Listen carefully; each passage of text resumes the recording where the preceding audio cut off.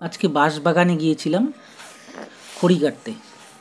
তো কাটতে যাওয়ার পরে বন্ধুরা কি বলবো, এই দাওয়ের হাত দাওয়ের যে পেছনটা আছে এটা সম্পূর্ণ হাতের মধ্যেখানে ঢুকে গেছে।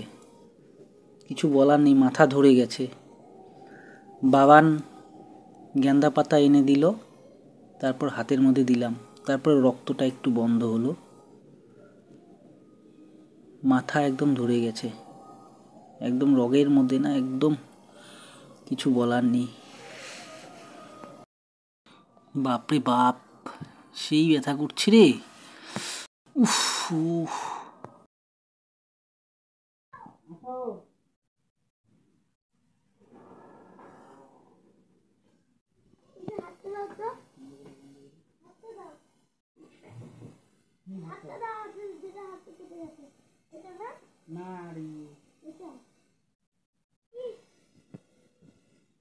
রক্ত বেরোচ্ছে, ব্যথা লাগছে রে বাবা। কষও বেরোচ্ছে। টিটেনাস নানি না 24 ঘন্টার মধ্যে টিটেনাস নিতে হবে। আরে নিতে হবে না, ঠাম্মাকে আমি বলে দেবো, তখন ঠাম্মা কিন্তু তোমার উপরে রেগে আছে। হাতে তো রুম না কেন?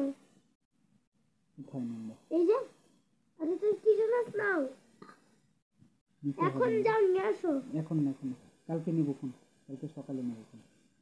24 ঘন্টার মধ্যে নিতে হবে বললি। আচ্ছা আচ্ছা ঠিক আছে, নেব ফোন।